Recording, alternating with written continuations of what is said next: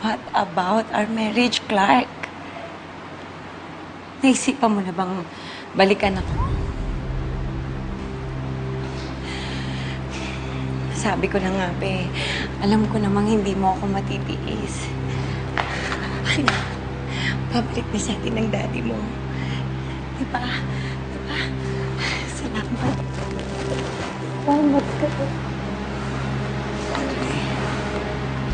Please, makinig ka sa akin. Tigilan na natin to. Wala nang patutunguhan. Tanggapin na lang natin may mga pagkakamali tayo hindi na natin maayos. Pareho lang natin pinahihirapan ang sarili natin. At ang anak natin. What? Ganun-ganun lang yun? Iiwan mo na lang kami ni Mami basta-basta? Anak, balang araw maintindihan mo rin ang... Huwag mo akong matawag-tawag na anak! Kasi walang matinong tatay ang gagawa niyang ginagawa mo, Daddy!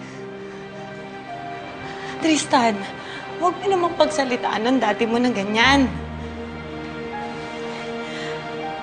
Clark. Clark. Ano bang kailangan gawin ko para lang huwag mo akong iwan? It's time for us to move on. Natawagan ko na rin ang abogado natin para i-file ang divorce papers natin. Tama na. Umalis ka na, Daddy! Ano? Umalis ka na, Daddy! Umalis ka na! Tama na!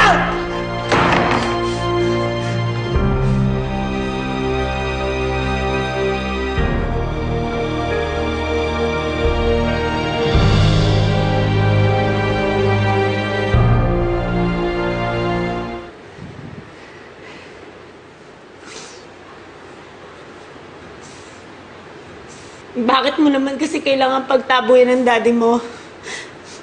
Dahil sa ginawa mo, lalo lang siya lalayo sa atin. Mami, tanggapin na natin. Iba yung mas mahal ni Daddy kaysa sa atin. Tanggapin na natin, Mami.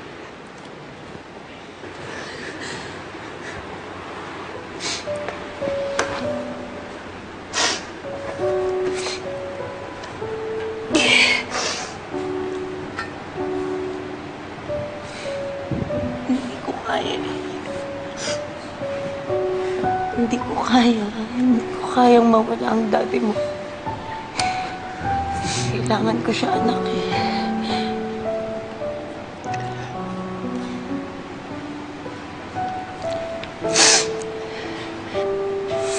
Nagkulang ba ako?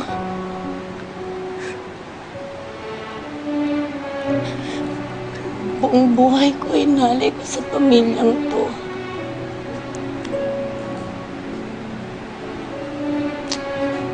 Ang gusto ko lang naman.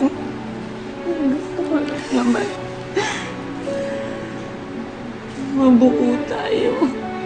Yun lang. Yun lang.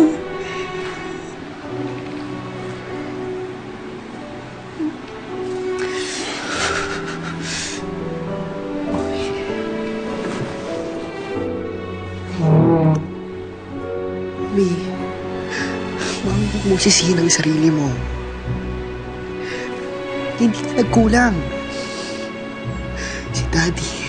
Si Daddy yung may kasalanan, hindi ikaw, Mami.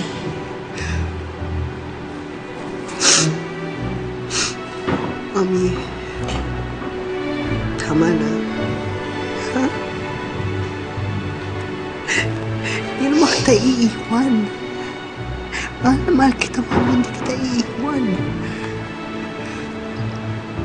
Kailangan ko pa ang dati mo eh.